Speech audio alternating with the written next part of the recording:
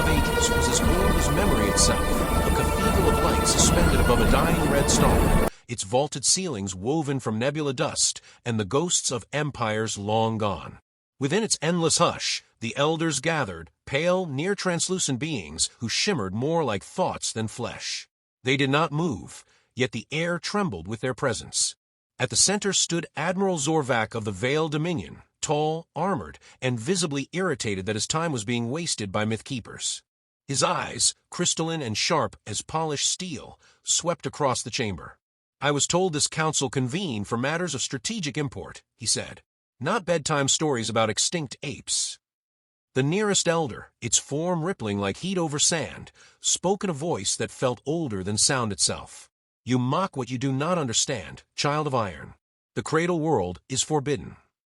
"Earth," Zorvac said with a thin smile. "The silent one near soul. We charted it, probed it, found nothing but stone and salt water. Your fears are outdated." The elders glowed dim to a somber hue. "It sleeps because it chooses to. The humans are not gone. They are waiting." Several Veil officers behind Zorvac chuckled under their breath. The Admiral's smirk widened. Waiting for what? Salvation? They're primitives, if they ever existed at all. The Dominion tame neutron storms. We disassemble moons for fuel. If this Earth ever mattered, it doesn't now. The elder drifted closer, its voice like wind over a graveyard. "You mistake silence for weakness. There is power in restraint. The last empire that touched that world did not survive the hour." Zorvac turned away. "Ancient superstition. I will not allow fear to dictate expansion policy." His tone hardened. "We've been promised the Soul Sector as our next conquest, and I intend to deliver." The elder's parting words followed him like an echo that would not fade. "When you awaken what should sleep, you do not conquer it, you join the silence it left behind." He did not look back. Aboard the Dominion flagship Vanguard of the Infinite, the universe bent beneath the Veil Fleet's passage. 200 ships rode the slipstream in perfect formation, their hulls wreathed in blue fire as they broke through subspace. The bridge buzzed with confidence, officers murmuring over tactical readouts, their violet eyes glinting in the cold glow of the command spire. Zorvac stood at the viewport, hands clasped behind his back. The view was magnificent, an empire's might compressed into geometric precision. A dead system, he mused. A forgotten sun, one blue planet. We'll finish the survey and move on. "Intelligence confirms no active defenses," said Commander Lethra, his second in command. "Sparse electromagnetic residue, old orbital debris. Nothing living." "Perfect," Zorvac replied. "Bring the fleet to Sol orbit. Prepare demonstration bombardment on the primary planet. I want full planetary visuals for the Dominion NewsNet. Let the galaxy see what happens to myths." As the ships glided into the system, the crew's confidence swelled. Planets drifted by like sleeping giants, Mercury scorched, Venus shrouded, Mars barren. Earth hung before them, blue and unassuming, half veiled in cloud. "Targeting solutions acquired," reported the weapons officer. Zorvac gave a nod. "Proceed." The order rippled outward through the fleet. Orbital lances charged. The hum of ion fields filled the silence. A moment before the strike, a voice broke through the static. "Admiral," said Lethra, frowning at his console. "I'm intercepting a transmission, origin, Earth." Zorvac turned sharply. "Impossible." The bridge lights flickered. Every console went black, then glowed again, displaying the same message in perfect Dominion script. "This is Earth Command. Cease your actions and withdraw. This is your first and final warning." A nervous laugh escaped someone on the bridge. "A clever remnant signal," Lethra suggested. "Automated distress beacon. Centuries old." "Then erase it," Zorvac said. They resumed bombardment protocol. The orbital lances recharged, but before the firing sequence could complete, the stars vanished. Not dim, vanished. "Sensor blackout," shouted the navigator. "Full spectrum interference." The moon blinked off the scanners. One moment it was there, gray and steady, the next nothing. The void where it had been registered zero mass, zero signature, zero reflection. Then the fleet's AI cores began to fail. One by one, systems went dark. Navigation collapsed, weapons died, engines froze mid-command. "Cut power relays. Reset core matrices." Zorvac barked, but his voice was drowned beneath a rising hum, low, mechanical, and vast. Outside, The black between stars shimmered, fractured, and from within that darkness came light. They appeared without sound, hundreds, maybe thousands of ships. No Dominion signature, no IFF codes, no broadcast. They were matte black, triangular, silent. The bridge crew stared in disbelief. The ships hung there, unmoving, like shadows sculpted from the void. "Identify them," Zorvac whispered. "Unable to classify.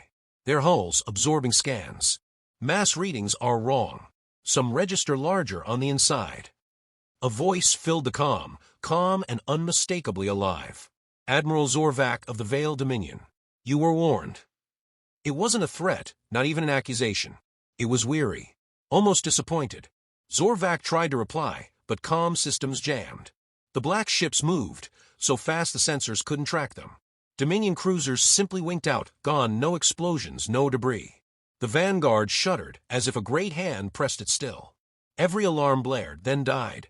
Zorvac's last image before the bridge lights failed was of Earth, magnified on the viewport. Its oceans glowed faintly, not from sunlight, but from energy fields spiraling beneath the surface. Lines of light, geometric and deliberate, pulsed across continents like the veins of a waking beast. Silence swallowed the fleet. When the systems rebooted, only Zorvac's ship remained functional. The rest were derelict, floating tombs adrift around the blue planet. His crew stared in shock, waiting for command. He said nothing. The comm crackled again. "You have one chance to leave this system alive. Do not return. Tell your Dominion what you saw." Then everything went dark once more, and when the lights returned, they were already 100 parsecs away, translated out of Sol system by a force their science could not comprehend. On the ruined bridge, Lethra trembled. "Admiral, what were they?" Zorvac stared at the fading image of Earth, its blue light flickering across his face. He could still hear the calm, human voice, so composed, so certain. "They were what the elders feared," he said quietly. "And we just woke them up." For a long moment no one spoke. The fleet's remnants drifted in silence, their sensors still blind to the system they had fled. In the distance, faint static hissed through comm channels, a whisper of ancient radio bands, centuries old, echoing through the void. A woman's voice, fragile yet resolute, repeated on loop. "This is Earth Command. We gave peace a chance." Zorvac sank into his chair, realizing too late that arrogance had not led them to victory, but to the precipice of extinction. The Elders' warning had not been superstition. It had been history trying to protect itself from repetition. The Veiled Dominion's halls of power were carved from glass and arrogance. Beneath the spiraling citadel of Veltor Prime, Admiral Zorvac stood before the High Council once more, not as a conqueror, but as a warning that no one wanted to hear. The chamber was vast, lined with banners of 1,000 victories. Yet in the silence between words, the Admiral could feel it, the hum of fear they were pretending not to feel. "They erased an entire fleet," he said. His voice, once commanding, now carried the strain of disbelief. "Not destroyed, erased. Every ship but mine. No debris, no radiation, nothing. Just gone." Counselor Theran tilted his sleek head, scales shimmering in the crimson light. "And yet you live to tell this tale. Convenient, wouldn't you say?" Zorvac met his gaze without flinching. "Convenient would be dying quickly. I was left alive so I could warn you." Laughter rippled across the chamber, brittle and forced. The Dominion's leaders had never known true war, only conquest. Their victories were mathematical, their enemies always weaker. The thought of an unseen force defying them was intolerable. Counselor Vareth leaned forward, voice dripping with scorn. "Admiral, are you suggesting that a long-dead species of primitives has technology superior to ours? That your fleet, our most advanced, was defeated by ghosts?" "They're not ghosts," Zorvac said quietly. "They're human." The word lingered in the air like a curse. Every being in that chamber had heard it before, but only in legends, the ancient destroyers, the architects of chaos, the ones who burned their own world and rebuilt it from ashes. The elders had whispered of them for ages, but no one believed. Zorvac placed a small data crystal on the table. Recovered telemetry from the Vanguard before the blackout. It shows structures, massive orbital rings hidden beneath the planet's atmosphere. There are shipyards beneath the oceans, power signatures that rival stars. They've been building for centuries, unseen. Counselor Theran sneered. "If they are as powerful as you claim, why hide? Why not expand? Conquer?" Because they didn't want to, Zorvac said. Until we forced them to remember how. The council erupted in arguments. Some shouted for mobilization, others for investigation. Only a few stayed silent, those who understood that the Dominion's pride had already sealed its fate. A voice echoed through the chamber, smooth and authoritative. Enough. All turned to see Grand Strategos Mareth, the Dominion's supreme military architect, entering the hall. His armor gleamed with crystalline circuitry, his expression unreadable. Admiral Zorvac, he said, you speak of impossible things. And yet, I see something in your eyes I cannot ignore. Fear. Zorvac straightened. Not fear, Strategos. Clarity. They could have annihilated us. They didn't. That restraint should terrify you. Mareth studied him for a long, heavy moment. What would you have us do? Withdraw from Sol. Seal the borders. Send emissaries. Apologize if we must. The counselors recoiled as if struck. Apologize. To a relic species. Zorvac met their outrage with silence. It spoke louder than any defense. Across the void, far from the Dominion's chambers, Earth turned in quiet vigilance. Beneath the Pacific, a fortress of light stirred, the deep command complex, unseen by any alien eye. Inside its command core, General Meyer Ivers watched a holographic projection of the Veil fleet's retreating signatures fade into the void. Her face was carved from discipline, but her eyes carried a century of collective memory. Confirmed, said an analyst. Dominion ships have exited local space. No pursuit. Ivers nodded. They'll be back. Around her, commanders and AI strategists conferred in low voices. The walls hummed with controlled energy, systems awakening from hibernation. Humanity's silence had ended and could not be reclaimed. Project Lazarus, the great deception, had succeeded. For centuries, Earth had vanished from galactic observation, using cloaked defense grids and misinformation networks to erase its existence. The price had been isolation. The reward was survival. Bring up planetary readiness metrics, Ivers said. Dozens of holograms flared to life, orbital stations rising from the dark, sleeper fleets reactivating, colonies reconnected through quantum relays. Humanity had not disappeared. It had been coiled waiting. An AI voice, measured calm, spoke beside her. Protocol Ares remains at 70% activation. Shall I initiate global sync? Not yet, she said. We're not at war. Not officially. Yet you know it's inevitable. Her lips tightened. Yes. From the observation deck above, the planet looked deceptively peaceful. Oceans shimmered. Cities glowed.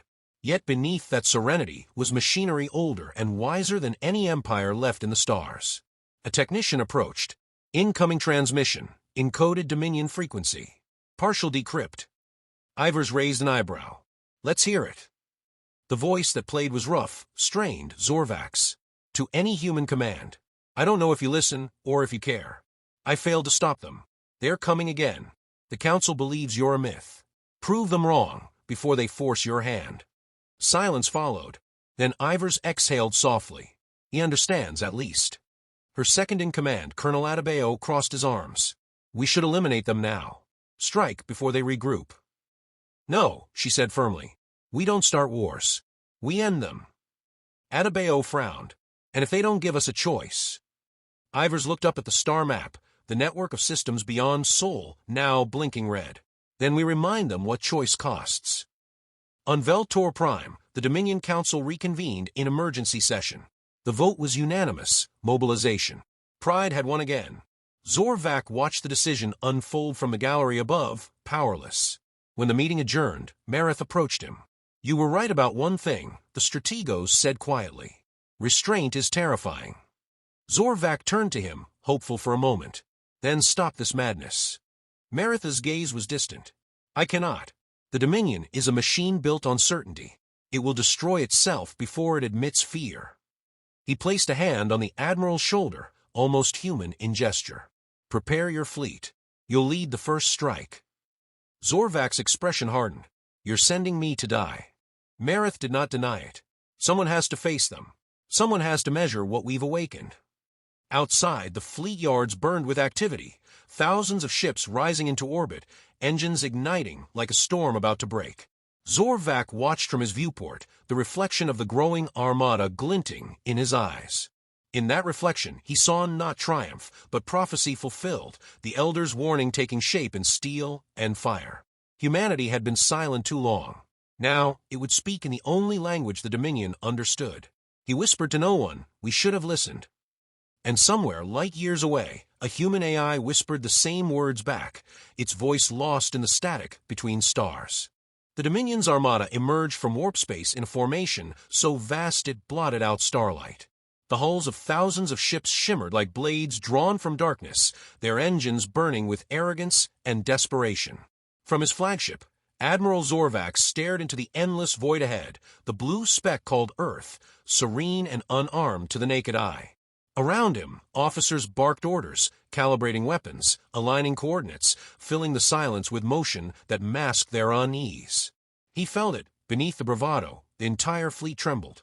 They had seen the recordings, the hollow data echoes of the first encounter, but no one truly believed. Belief required imagination, and the Dominion had erased that long ago. Zorvac watched the tactical feed as it flickered, sensors struggling to maintain lock on a planet that shouldn't have been able to hide. "Signal interference?" he asked. "Negative," said his communications officer, voice tight. "It's like the system itself is rejecting our scans." He nodded slowly. "Of course it is." Behind him, Commander Lethra approached. "Orders, Admiral." "Proceed to low orbit," he said. "We'll begin with reconnaissance drones. No aggression until I say so." Lethra hesitated. The Council demanded an immediate strike. "I am not the Council," Zorvac said. His voice was calm, but inside him, something fragile had begun to crack. He knew what was coming. He had seen restraint turn to annihilation once before. Far below, in the command heart of Earth's Pacific Defense Network, General Maya Ivers stood before a holomap displaying the incoming fleet. Her reflection stared back at her in the blue light, tired, unyielding. The war she had prepared for centuries might finally arrive in her lifetime. Around her, the chamber buzzed with disciplined energy. No panic, no shouting. Humanity had rehearsed this nightmare for generations. "Fleet density confirmed," said Colonel Adebayo, scanning readouts. 3,500 vessels, multiple dreadnought-class signatures. They've committed everything. Ivers folded her arms. They believe overwhelming force is victory. They haven't learned. The AI beside her, Eidolon, humanity's strategic overseer, spoke with quiet precision. "Do you authorize counter-engagement protocols?" "Only defensive activation," she replied. "Let them see us before they vanish." Adebayo looked at her in disbelief. "You want to show them?" "Yes," Ivers said. "Fear spreads faster than fire." Zorvac's fleet reached orbit, and the skies above Earth rippled with unnatural light. Clouds twisted into symmetrical spirals as energy signatures bloomed from the oceans, rising in luminous towers. What he thought were storms were vast constructs, orbital platforms ascending through the atmosphere, unfolding like colossal wings. One of his officers gasped. "Admiral, they're building ships now. From the planet itself." "No," Zorvac said quietly. "Those ships were always there. We just couldn't see them." Across the void, hundreds of human vessels surfaced from the ocean's skin, silent and black, bearing no emblems, no declarations. Their formation was perfect, unhurried, deliberate, inevitable. A transmission cut through every frequency. The voice was the same calm, human tone from before. "This is Earth Command. You are trespassing in restricted space. Withdraw or be neutralized. There will be no further warnings." Leth turned to him, panic flickering behind composure. "Admiral, we must respond." Zorvac stared at the planet below. "What is there to say? They already know our answer." Before the commander could reply, the first wave of Dominion drones disappeared, blinked out mid-flight, no explosions, no energy trails, simply gone. Then their entire telemetry grid collapsed. Every scan returned a single reading: silence. "Admiral, they've shut down our networks, complete sensor blindness." Zorvac steadied himself against the rail. "They're not fighting us," he said. "They're studying us." The bridge fell into a suffocating hush as the human fleet began to move. They didn't charge or fire. They advanced like a tide, each maneuver calculated with surgical precision. Dominion ships fired wildly, beams cutting across empty space. Every blast missed, every countermeasure failed. It was as if humanity already knew what each ship would do before it acted. Then the humans fired once. Not a beam, not a missile, a single pulse of light from their lead vessel. Dominion systems died in unison, power extinguished, engines silenced. A cold wave of realization swept through the fleet as Zorvak's officers struggled in darkness. "Admiral," Lethra whispered, "this is extermination." "No," Zorvak said. "If they wanted extermination, we'd already be dust. This is mercy." Back on Earth, General Ivers watched as the Dominion fleet froze in orbit, their lights extinguished. "Hold fire," she said. Eidolon's voice was soft. "Efficiency rating, 99.9%. No fatalities reported on enemy vessels. Would you like me to calculate surrender probabilities?" "Not yet." Atabeo exhaled, half in awe. "They can't even move. One pulse, and an Empire's armada is dead in space." "Dead isn't the word," Ivers said. "We left them alive to remember." She turned to the observation glass, where the crippled armada hung like ornaments against the planet's curve. "Send them a message." Eidolon nodded. "Transmission prepared." Her voice carried through the void, translated instantly into Dominion frequency. "Admiral Zorvak, this is General Maya Ivers of Earth Command. You came here seeking Dominion. You found consequence. Your fleet is intact. Your people are unharmed. Leave now and tell your leaders this. We don't desire war, but we remember how to end one." The message reached him like a final judgment. Zorvak stood on the darkened bridge, surrounded by the flicker of dying consoles. The voice of his second-in-command trembled. "They've spared us. Why?" He didn't answer right away. His gaze lingered on the blue planet below, glowing softly beneath the starlight. "Because they've learned mercy," he said, "something the Dominion never did." Lethra frowned. "Should I transmit our retreat order?" Zorvak hesitated. "Yes. Tell them to withdraw. And send this to the Council. If they press further, the Dominion will cease to exist." As his ship limped away, he replayed the human transmission again and again. The calmness of that voice, no hatred, no triumph, just a terrible certainty. It was not the sound of vengeance. It was the sound of awakening. When the stars returned to normal, and the fleet re-entered slipspace, Zorvak remained at the viewport, watching the shrinking glimmer of Earth fade into darkness. He finally understood the Elder's warning. The humans did not conquer because they had nothing left to prove. And somewhere deep within him, beneath the pride and armor, something shifted. Respect. Fear. Perhaps even admiration. "They don't want the galaxy," he whispered. "They want it to stop repeating its mistakes." But as he turned away, the faint glow of new signals appeared on his console. Dominion reinforcements inbound, larger than before. His message had not reached them in time. Zorvak closed his eyes. Humanity had shown mercy once. The Dominion would not get another chance. The void around him pulsed faintly, like a heartbeat. It wasn't human transmissions, it was something older, deeper, waking beneath the fabric of space. Humanity was not just back, it was preparing. The Second Dominion invasion began without ceremony. No grand declarations, no arrogance this time, only the grim inevitability of an empire desperate to prove it still mattered. Fleet after fleet emerged from slipspace around the Sol system, their hulls darkened for stealth, their weapons primed for annihilation. Yet they never fired a shot. They froze, disoriented, their navigational systems collapsing the instant they arrived. Admiral Zorvak watched from the bridge of his half-repaired flagship, powerless to stop what he had tried so hard to prevent. His warnings had been ignored. Now his people were marching into their own grave. He could see the distortion fields wrapping the human defense grid, a lattice of invisible energy that bent gravity itself into a weapon. Even from here, he could feel it hum in his bones, like the heartbeat of something vast and awake. On Earth, General Maya Ivers stood within the command nexus, surrounded by the cold glow of 1,000 holographic displays. The room felt colder than it had the day humanity returned to war. She had not slept in 36 hours, but exhaustion no longer touched her. "Report," she said. Eidolon's voice filled the air. "Enemy fleets at full entrapment radius. 78% immobilized. The remainder attempting subspace egress, unsuccessful. Probability of surrender within 20 minutes, 91%. "Not yet," she said quietly. "Let them understand first." Colonel Atabeo frowned. "General, we've shown restraint twice.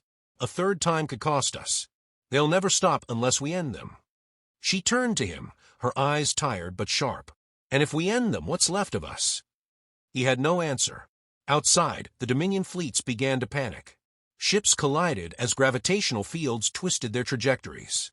Plasma bursts flared uselessly against invisible barriers. In Zorvak's fleet, crew members screamed across comms, begging for orders. But he gave none. There was nothing left to command. He stood motionless, watching as space itself seemed to close its fist. Then a voice, calm, familiar, filled his bridge once more. "Admiral Zorvak, you were given every chance to leave. Why return?" Zorvak sank into his chair, breathing heavily. "Because my people can't accept mercy. They believe surrender is death." The voice belonged to General Ivers. "And now you understand why we stopped trusting anyone else to define peace." "I tried to stop them," he said. "They called me a coward." "You're not," she replied. "You're a survivor. And you're the only one who can end this without extinction." Zorvak hesitated, staring into the static shimmer that represented her transmission. "You'd trust me with that?" "I trust the only Dominion officer who looked at Earth and didn't see prey." The human transmission flickered, replaced by coordinates, a single code string. He recognized it instantly. A failsafe. A chance to shut down every Dominion vessel's command AI with one broadcast. It would save billions but mark him forever as a traitor. His hands trembled as he entered the sequence. Around him, his officers watched in horror. "Admiral, what are you doing?" "Ending the war before it ends us." The code transmitted. A moment later, Dominion ships went silent, one after another, their engines dimming, their weapons going cold. The battlefield became a graveyard of stars. In Earth's command center, Adebayo exhaled. He did it. Ivers nodded slowly. "At a cost." Eidolon's voice rippled softly. "Dominion systems neutralized. Their fleets are inert. Recommend immediate communication of terms." "Send it," Ivers said. "Offer them what they never offered us, mercy." Adebayo turned to her incredulous. "After everything they've done?" "After everything we almost did," she corrected. "We can't afford to become the monsters they expected." Zorvak's ship drifted in silence. The fleet was still, the galaxy itself holding its breath. Then a transmission pulsed across all channels, reaching every Dominion vessel, every frightened crew. "This is Earth Command. The conflict is over. Lay down your arms. Return home. The cycle of conquest ends here."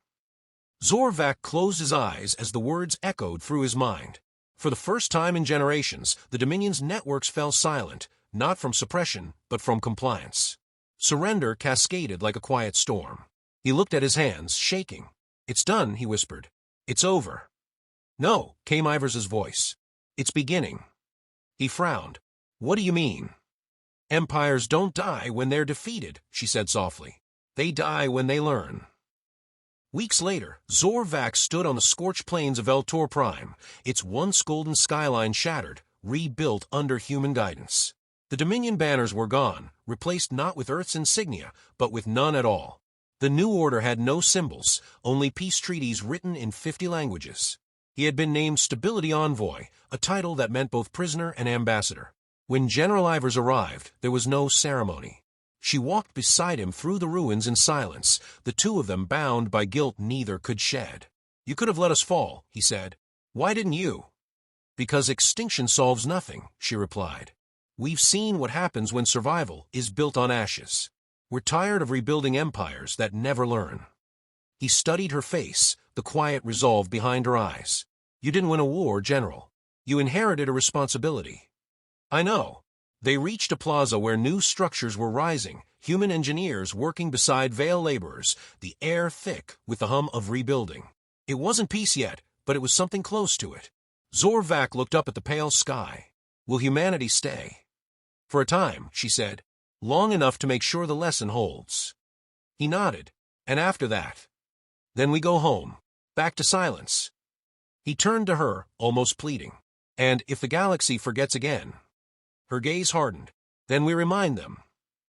That night, as the stars rose above Veltor Prime, Zorvak stood alone beneath them. His communicator blinked, a final message from Earth Command, brief and unadorned. "You kept your word. So will we. The galaxy is yours to rebuild. But remember, we're watching." He looked up, trying to find the faint blue spark that was Earth among the constellations. He couldn't. Maybe it was better that way. The humans had returned to the myth they'd come from, watchful, unseen, patient. For the first time in his life, Zorvak understood the Elder's warning in full. It had never been about fear. It had been about reverence. About the quiet terror of waking something ancient and self-aware, something that could destroy, but chose not to. As he stood there, wind whispering across the broken city, he whispered the words that would echo through his people for generations. Do not awaken humanity. For if you do, they will remind you what civilization costs. And far across the void, on a quiet world that had chosen silence once more, General Maya Ivers stared out at the stars, knowing they would come again one day. Someone always did.